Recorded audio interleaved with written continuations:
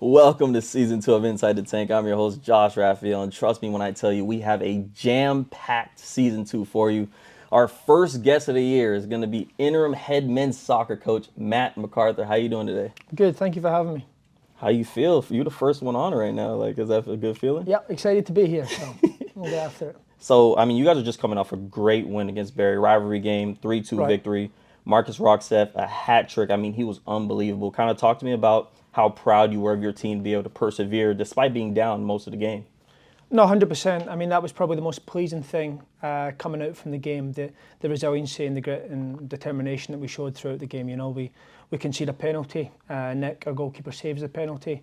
We then go down 1-0 a few minutes later to come back 1 each, to go down 2-1, to come back 2 each, and then obviously for Marcus to score that goal with 90 seconds to go, you know, within the game. It shows real grit and determination to get over the line and get the 3 points. So that was probably the most pleasing thing coming out of that game, is the resiliency that we showed. Yeah, and I mean, he came into the game, like he subbed in and just gave a burst of energy. I mean, can you kind of talk to me about like how your team and, you know, the players that may not start and come in, like how are they so ready to be able to go and take their moment? Right, and it's something that we've been practicing, right, and preparing all of our players to know that they're going to be massively involved throughout the course of the season. So they just have to bide the time. And Marcus is a player that really showed that within that Barry game. You know, he's not had a lot of starts, but his energy, his enthusiasm, the effort that he puts in at practice every day, and he comes onto the field and he scores a hat-trick, and it's well deserved, you know. And credit to Marcus, it was something that we had talked about, is that end product is scoring goals. And continuing to work on that, and he has been since the start of the season. And I think that was the sort of cherry on top to come on and score those 3 goals and win a really important game for us. Yeah, and obviously we're here to learn more about you and your team. So kind of talk to us about your coaching journey. Like what brought Matt McArthur to Nova Southeast University? So I was a player at University of Mobile up in Alabama, and I played there for 4 years, and I came out to the USA from Glasgow, Scotland in 2015. And throughout my playing career, I also coached at the local club out there, and obviously coaching was a massive part of me as a student athlete as well. I was playing, but I was also coaching, and through that I always had a keen interest in continuing to have a career in sports, and particularly soccer, and through coaching would allow me to do that after my playing career was done. And from there, working at the club, I then became a GA at the University of Mobile. I did my master's degree there, and worked as a GA at Mobile to then progress into the full assistant role at University of Mobile. So I was a player there, and then I was a GA, then I was a coach. So I was there for 8 years, and it was a great time and a great 8 years. And I then had the opportunity after the 8 years to come down here and test myself in a different environment and a change, and I did that, and I came down here and was the assistant at here for 1 year, and to progress into my new role as the head coach. So, What position did you play? central midfield. You miss it sometimes? I miss it all the time. I miss it all the time, right? I mean, playing's the best part, right? Yeah. Playing's the best part that every athlete wants to do for Yeah. as long as they can, but ultimately when that career of college soccer comes to an end, then you want to try to stay involved as much as you can, and coaching's the second best to the playing. But it's a great way to still be involved in college athletics. Yeah, and former head coach, you know, Matt Watts, who's now at Virginia Tech, was here for about 6-7 years. Yep. Had a lot to do with the success of this NSU men's soccer program. Right. Obviously, he accepts the job abruptly, and you're kind of thrusted into this head coaching role. Talk to me a little bit about the transition and how that's been for you.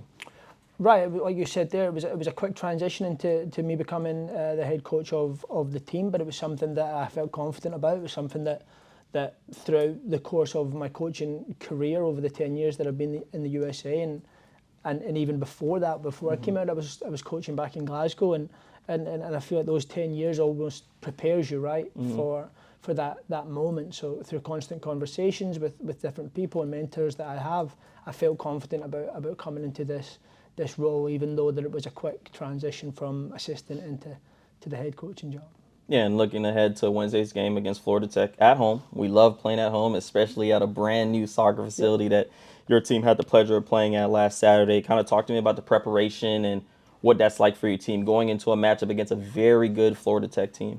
Right, and like you said there, you've hit the nail on the head. Is the stadium's amazing, right? And we loved it and playing in there against Barry, and it was great for student athletes and also for our fans to come out and watch within that new stadium. Yep. It's a quick turnaround from the Barry to the Florida Tech game, but we feel we've prepared the best that we can. We have a healthy squad, and we're going to give it our all against, like you said, a very good Florida Tech team. We're prepared for them. We know it's going to be a tough game, but like we talked about, that grit, determination and steel that the team has shown so far, we want to continue that, and we feel that we're on a upward trajectory to do that. So yeah, and we're in Florida, so we deal with a lot of hurricanes. There's been a lot of cancellations, a lot of rescheduling games, postponements, and that could really deter a team and really kind of bring them down a little bit. Especially, it's hard to keep them focused.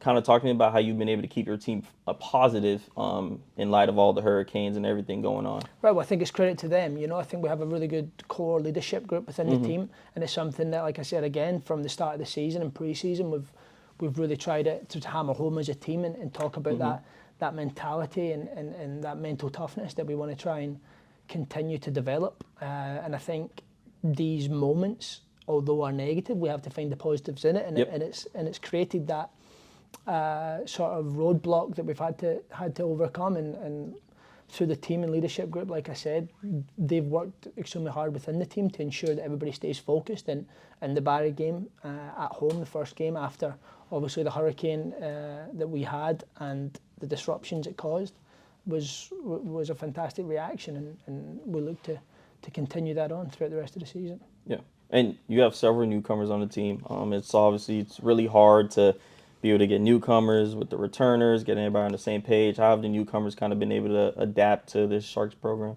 Right, they've been fantastic. We've got a lot of new players in, and they've really adapted, and I think that speaks volumes to the culture that we've created in terms of the players and the student athletes that were already here, and their ability to accept people in and show them the way we do things down here at Nova Southeastern, and through that ability they've settled in well, and they've been proven to be also good leaders themselves, and it's something that we worked hard on in the recruiting process to ensure that we brought the right players in, and we believe we have them.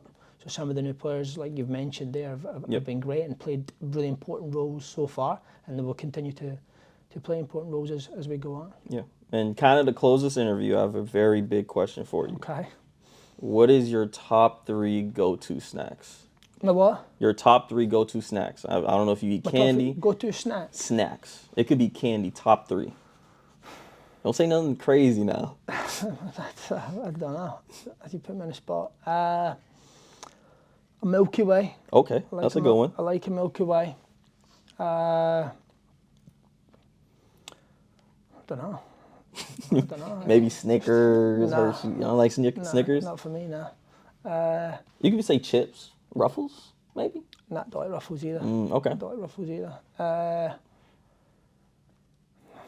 don't know. So I guess we'll just go with Milky Way. Milky Way, brownie and a donut. There you go. Okay, that's fair. That's fair. 3 snacks, right? Okay.